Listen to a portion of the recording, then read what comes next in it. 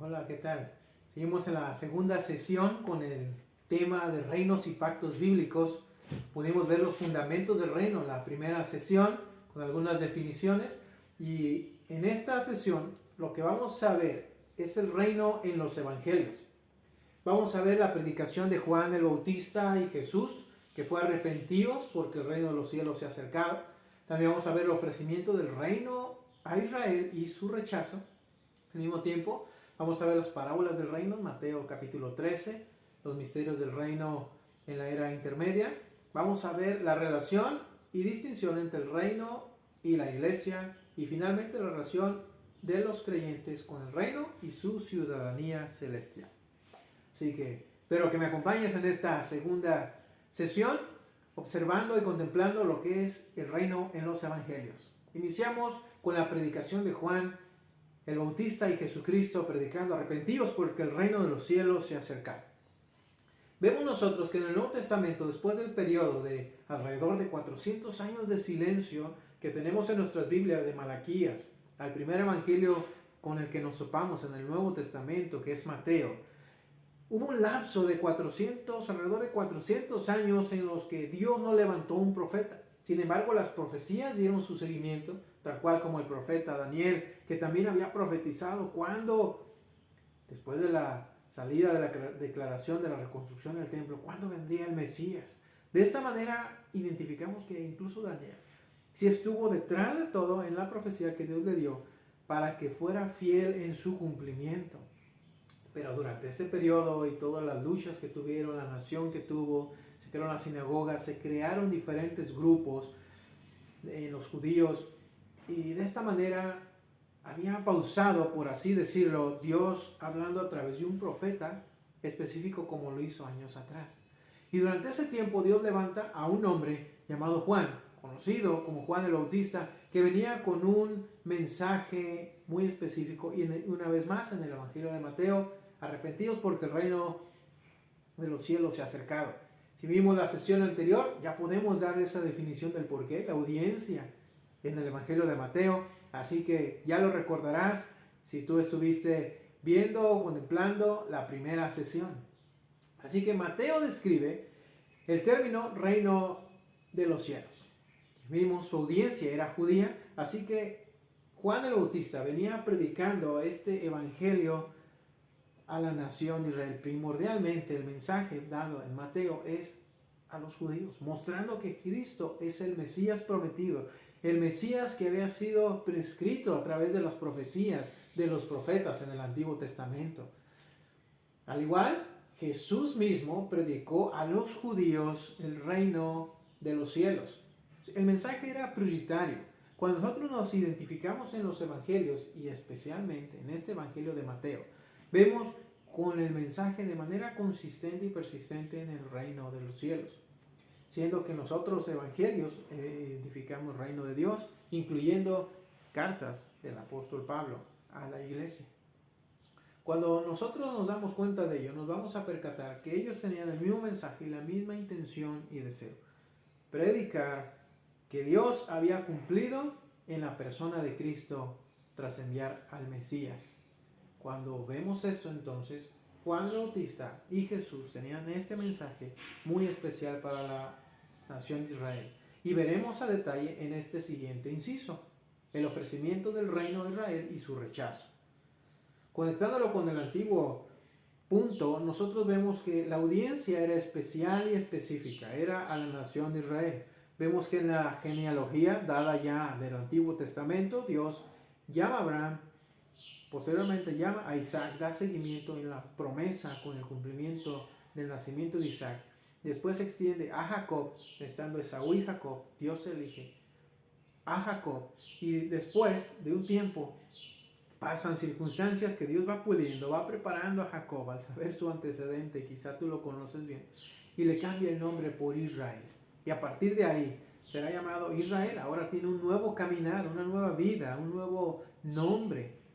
Y a sus descendientes, a sus hijos, podemos ver que Dios de los 12 elige también a uno, de donde vendría el Salvador, la tribu de Judá.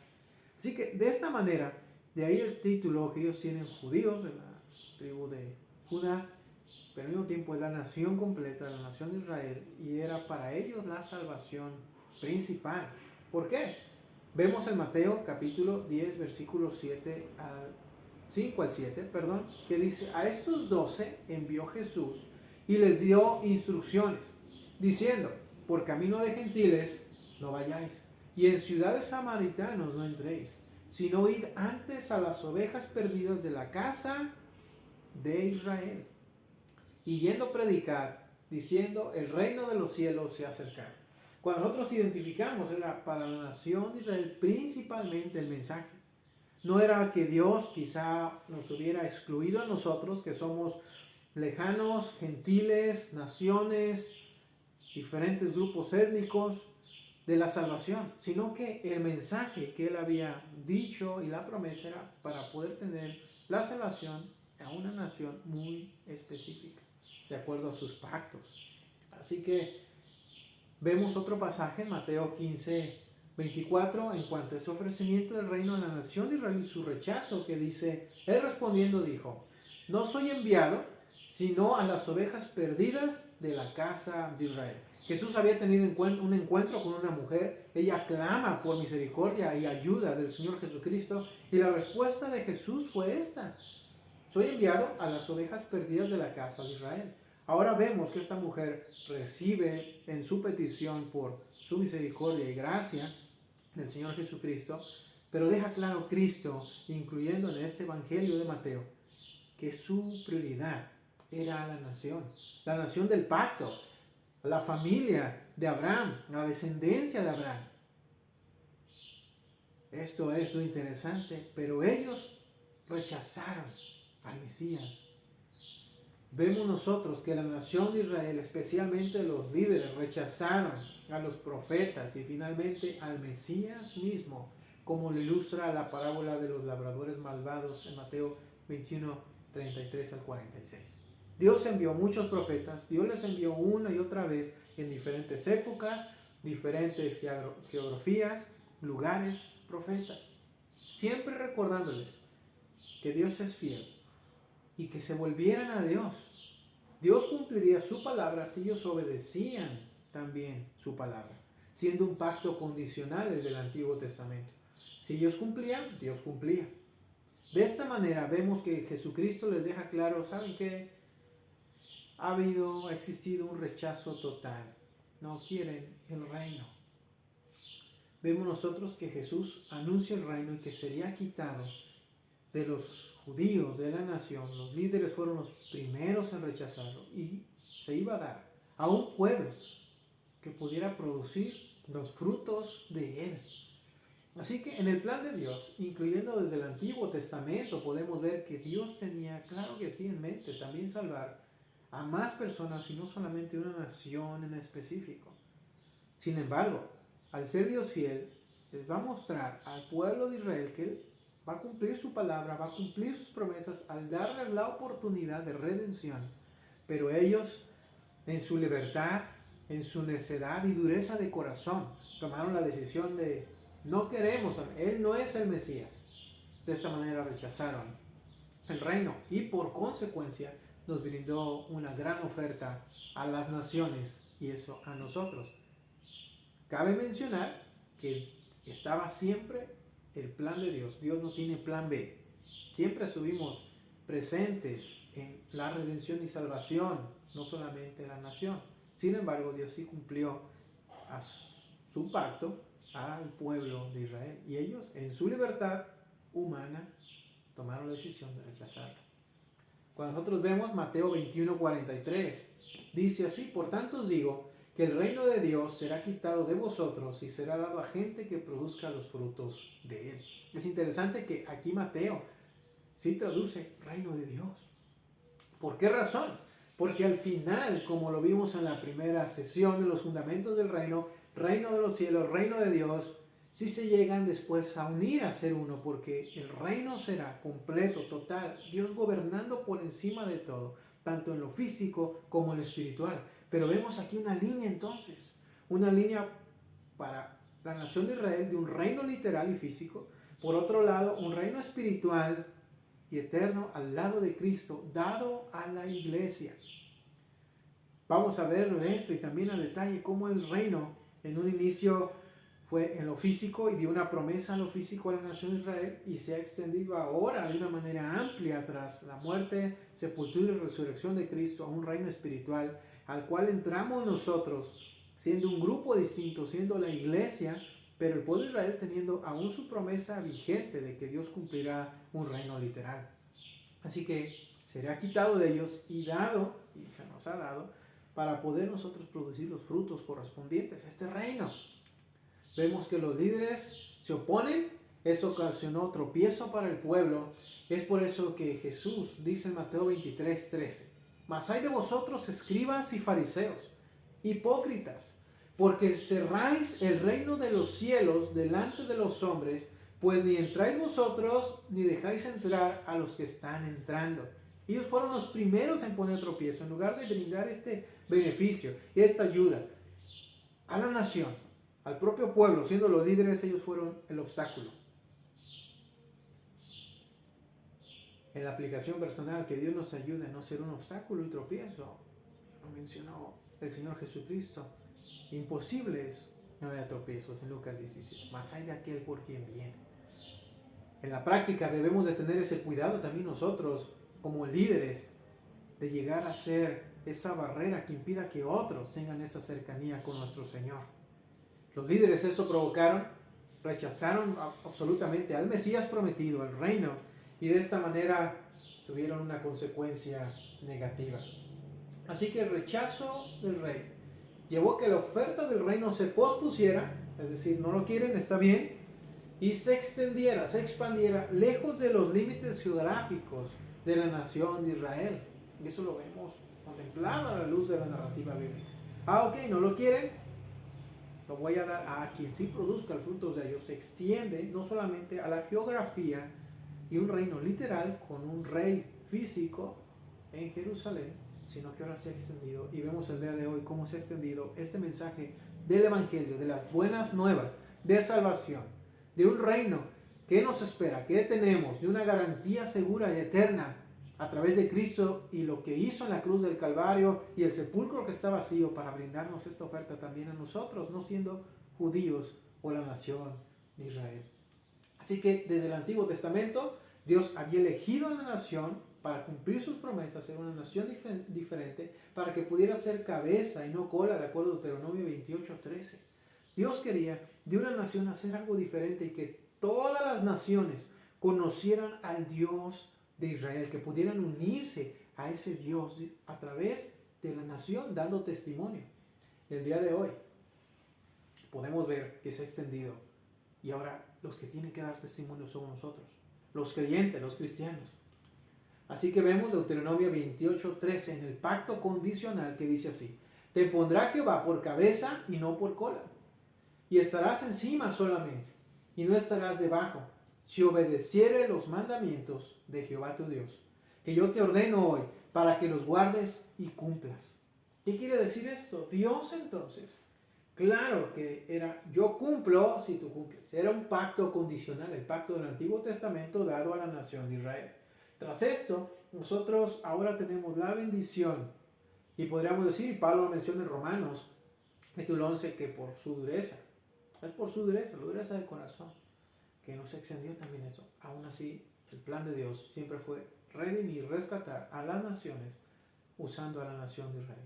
Al ellos rechazarlo, muy bien, Cristo cumplió todo. Fueron prototipos, incluso la nación de Israel, prototipos fallidos, de un ejemplo, de un redentor. Solo Cristo lo cumplió. Vemos nosotros que entonces la nación de Israel, definida en Éxodo 19, 5 y 6, como ese especial tesoro, y es necesario destacar que esta palabra hebrea, segula, significa propiedad preciada, propiedad exclusiva. Esa nación exclusiva rechazó el ofrecimiento del reino tras venir el Mesías. No creyéndolo, sino rechazando, poniendo obstáculo incluso a otras personas para que no se acercaran a él. De esta manera, esa nación escogida no pudo obtener esa promesa literal y física teniendo un rey, un gobierno Ellos querían que Jesús derrocara el imperio romano, pero el plan de Dios era aún mayor.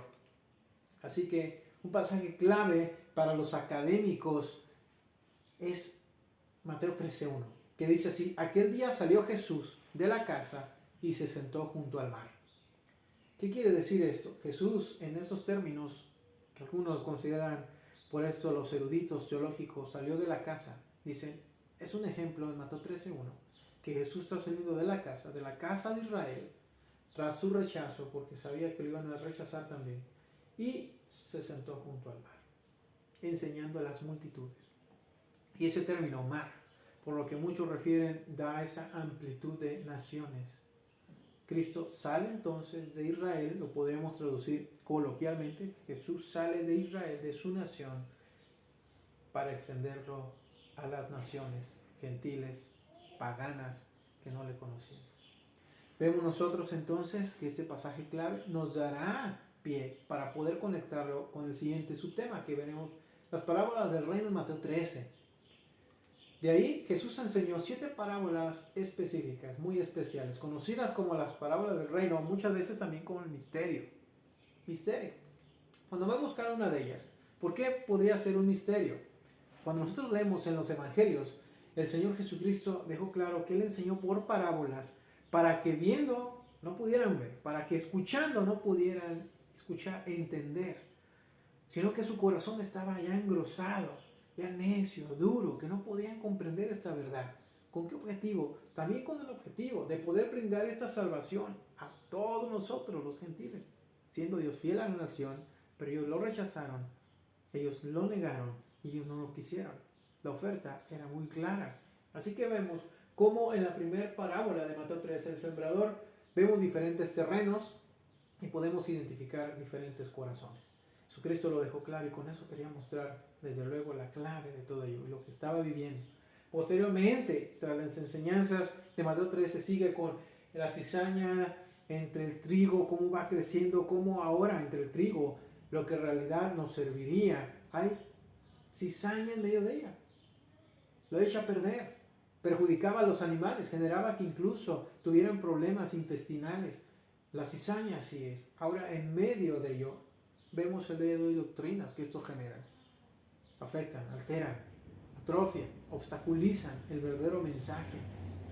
Jesús sigue con la semilla de mostaza, la semilla más pequeña conocida, pero con un efecto impresionante. Así que en aquel contexto era la semilla más pequeñita. Los judíos la conocían, era la más chiquita, pero tenía un gran efecto. El mensaje así es quizá pequeñito, pero puede producir algo muy grande. La levadura, después Jesucristo, cómo ve el reino que se transforma en 3 medidas, como leuda. Y esto es lo interesante porque ahí podemos ver, y constantemente en la Biblia, la levadura siempre nos representa lo malo. Por algo Dios no quería los panes sin levadura. Iba a corrupir, a pesar de que iba a crecer el mensaje, muchas veces iba a corromper. De la misma manera como el trigo entre la cizaña nos está dando esta enseñanza. Vemos el día de hoy que a pesar de que se está propagando, no se está propagando el mensaje verdadero. Y de ahí el misterio, porque aunque se ve que mucho, no del todo ese mucho, ese mensaje es real y genuino, dentro del contexto bíblico, sino alterado. Uno de ellos, sé que lo conoces, es el mensaje, la enseñanza de la prosperidad. Hemos visto, Dios nos ha llamado y es un reino espiritual. El tesoro escondido, como un hombre lo encuentra y es tan valioso para él. La sexta, igual, en cuanto a estas parábolas, la perla de gran precio, posiblemente la red donde sacan diferentes tipos de peces y hacen una separación. El administrador fiel, el mayordomo fiel, la oveja perdida, la dracma perdida, el hijo pródigo, los trabajadores de la viña, que fue el que vimos cómo Jesús les deja claro que los rechazaron, y el banquete de las bodas. Aún muchos llamados, muy pocos en realidad escogidos.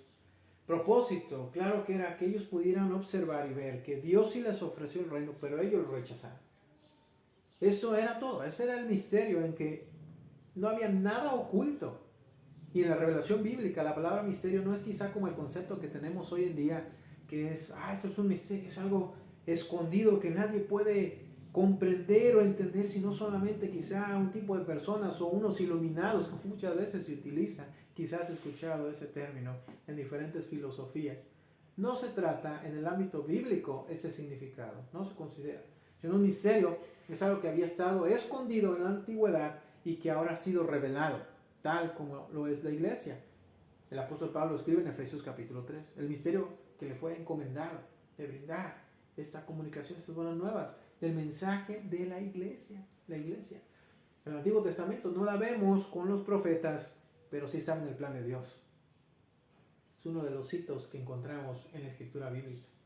Dios haciendo una promesa de redención, teniendo un Salvador, usando una línea genealógica, pero detrás de Dios también estaba su plan que no contemplaron, y era la iglesia, la salvación y el conjunto de judíos y gentiles, siendo un solo pueblo uniéndolo para ser ahora su cuerpo. Así que vemos que el misterio estaba en ello, que ellos viendo no pudieran percibir, ellos escuchando no pudieran entender. Ese era el propósito. Así que creo que vamos nosotros considerando que Mateo era para demostrar quién era el Mesías, su audiencia judía muy de verdad concentrada con todo este tinte y su contexto. Es de ahí que muchas veces por eso Mateo genera confusión en algunos creyentes, pero debemos considerar el contexto. Era para la nación judía, estaba escrito para mostrarles quién era el Mesías, específicamente viendo el cumplimiento de las promesas dadas a los patriarcas y a la nación misma de Israel. Así que notamos que tenían la intención de que entendieran que Cristo era el cumplimiento de una promesa. Ellos lo rechazan, los judíos, pero también gentiles, no entendieron su mensaje, no comprendieron. Así que en estos misterios del reino, en la era intermedia, nosotros encontramos que hay una bendición. ¿Cuál es? La iglesia y nosotros. En ese intermedio del plan y seguimiento del trato de Dios con la nación de Israel. En ese lapso, por así decirlo, en esa pausa, nos está brindando a nosotros esa extensión de poder tener la redención en Cristo. Hasta este punto, nosotros vemos el reino de los evangelios, ya vimos Mateo 13. Ahora vamos a ver la relación y distinción del reino y la iglesia que nos conecta precisamente con esta pausa que yo decía que nos extiende a nosotros. Vemos que hay un reino, se distingue del literal descrito en el Antiguo Testamento, ahora es un reino espiritual, pues vemos que nosotros estamos compartiendo y compartimos las buenas nuevas de salvación de Cristo, que sea nuestro Señor y Salvador, que Él de verdad gobierne nuestra vida. Y podemos decir, bueno, vemos un reino literal, un reino físico, diríamos, no hay un rey físico y literal, pero sí Él es el rey, y si es tu rey, de manera clara, de manera precisa, entonces si hay un reino y hay un rey. Jesús lo anunció así. ¿Por qué? Cuando Él estuvo frente a Pilato en Juan 18, 35 y 36, dijo lo siguiente: ¿soy yo acaso judío?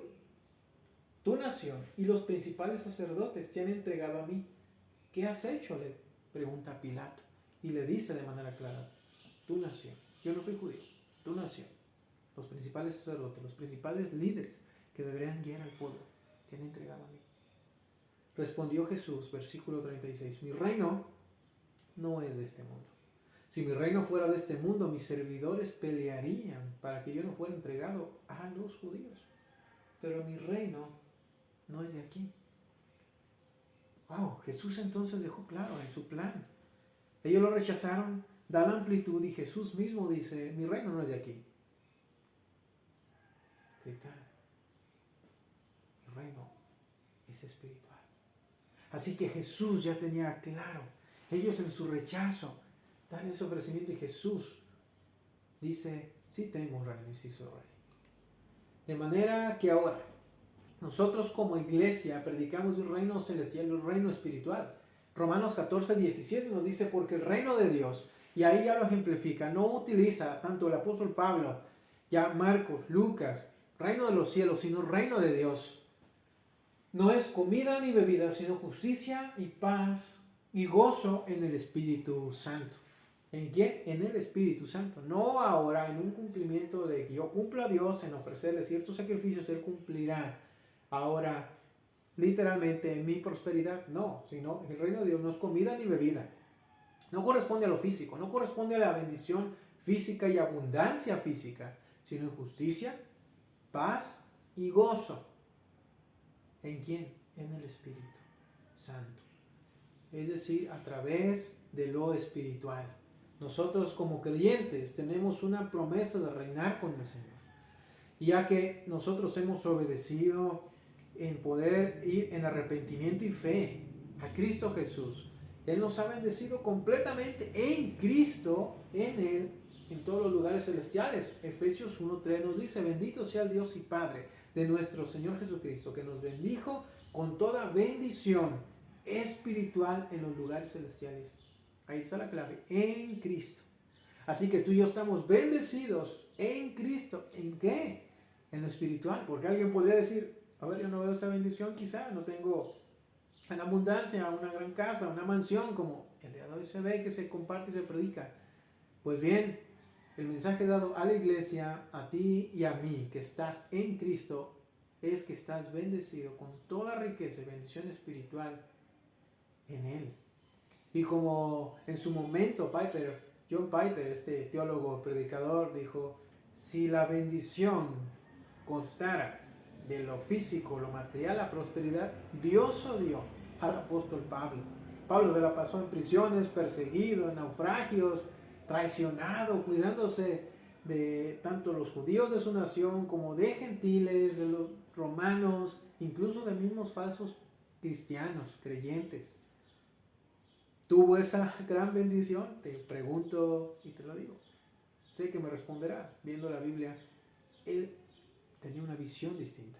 Él sabía a quién ver y qué él esperaba al final. Un reino. Estar con el rey. Y valdría la pena todo. De esta manera, nosotros podemos ver que si hay una distinción del reino, hay una promesa física para una nación que en su futuro se ha de cumplir. Ahora hay una relación cercana con Cristo y la bendición es espiritual a todo aquel que cree en Él, que va en arrepentimiento y fe.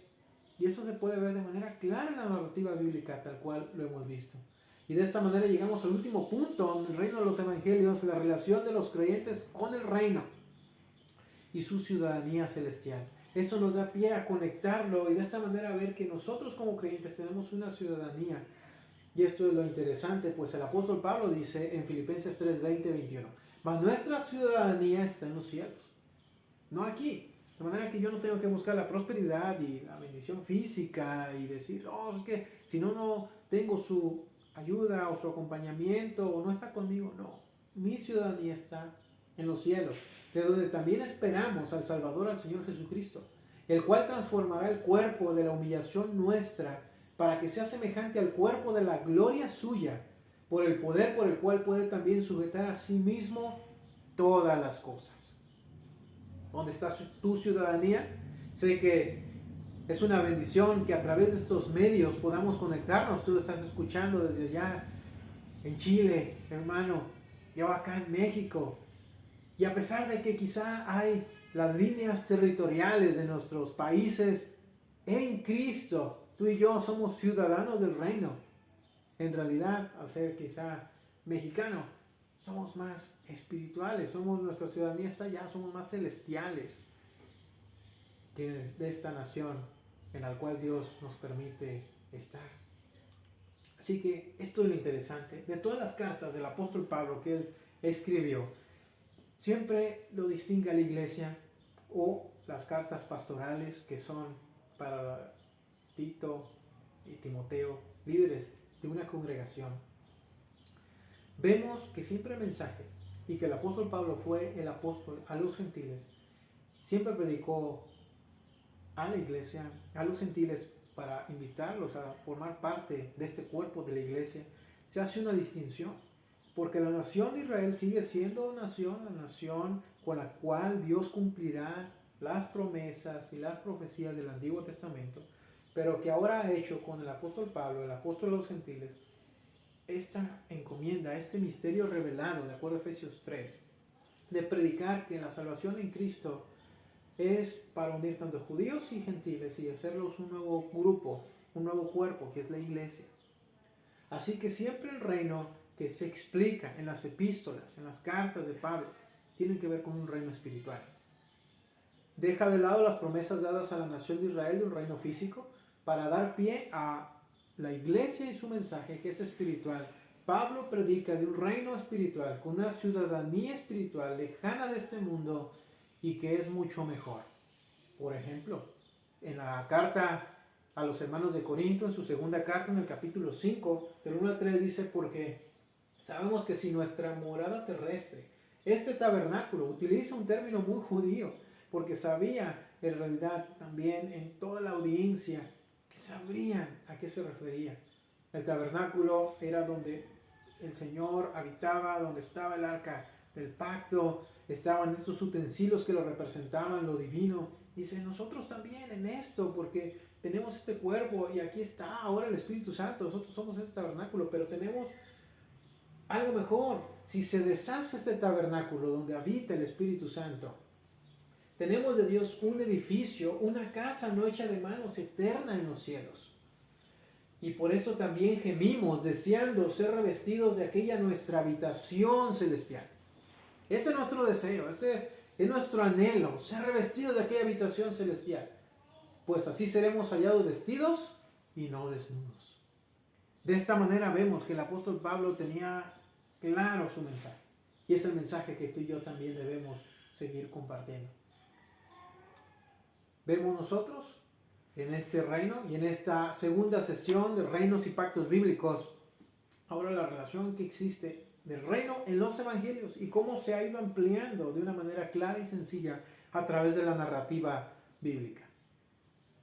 Muchas gracias por acompañarme en esta segunda sesión.